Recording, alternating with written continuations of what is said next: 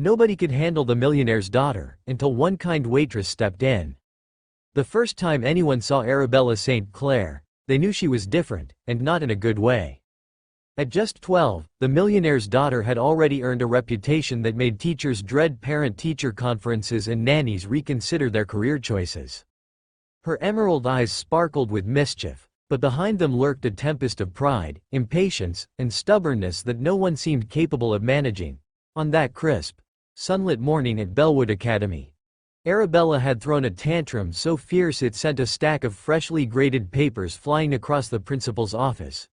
Chairs toppled, pens scattered, and the secretary stifled a gasp as Arabella spun in a whirl of golden curls and designer skirts. No one dared challenge her, until today. If you believe in the power of kindness, second chances, and stories that touch the heart, make sure to like, comment, share, and subscribe to the channel. Touch of Kindness Stories. You won't want to miss what happens next.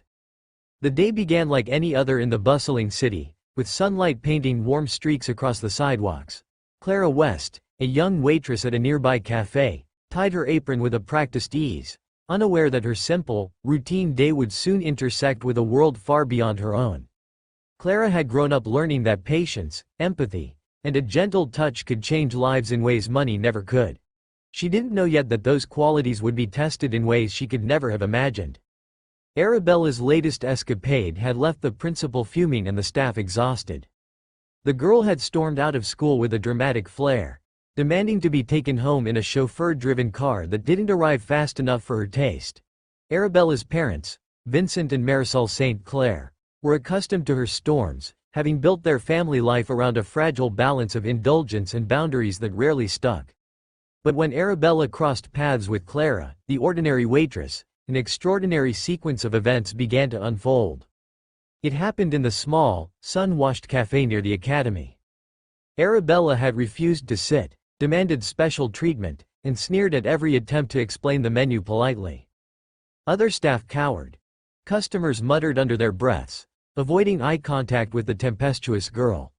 Clara, carrying a tray of croissants and lattes, approached with a soft smile, kneeling just slightly to meet Arabella's gaze. There was no judgment in her eyes, no impatience, only quiet understanding. Arabella, unused to such steady calm, paused for a moment, her lips curling in what seemed almost like curiosity. "Hi," Clara said gently, her voice warm yet firm. "I know mornings can feel frustrating sometimes. Would you like me to help you pick something you'll really enjoy?" It wasn't a question Arabella had expected. Most people tried to command, threaten, or bribe her into compliance. This, however, was different. Clara's words did not demand obedience. They extended a bridge across the storm of Arabella's emotions. The girl blinked, confusion mingling with a spark of intrigue. Slowly, almost imperceptibly, she nodded. From that moment, a subtle shift began. Clara began visiting the St. Clair residence, offering small moments of guidance disguised as casual conversation. She never demanded respect, never scolded harshly. Instead, she listened when Arabella ranted about trivial injustices, she celebrated small victories, and she encouraged the girl to see the world beyond herself. Clara's patience acted like sunlight breaking through storm clouds, and gradually, Arabella's tempest began to settle. The journey was not easy. Arabella tested boundaries with cunning strategies honed from years of indulgence. She threw tantrums at birthday parties, ignored tutors, and insisted on rules she alone had made up. Clara met each challenge with consistency and empathy, never losing her composure. Over time, Arabella began to mirror Clara's calm demeanor in fleeting moments, pausing before a retort, considering another's perspective, and even, occasionally, offering a small act of kindness on her own. One afternoon, as spring bathed the city streets in warm sunlight, Arabella and Clara walked to the park after a particularly challenging school day. Arabella had insisted on storming off alone after a conflict with a classmate, but Clara had quietly followed, maintaining a patient distance. Arabella sat on a swing, kicking at the gravel, and Clara sat beside her without words. Minutes passed in silence, punctuated only by the laughter of children playing nearby. Then Arabella whispered, almost to herself, "I don't like feeling like everyone hates me."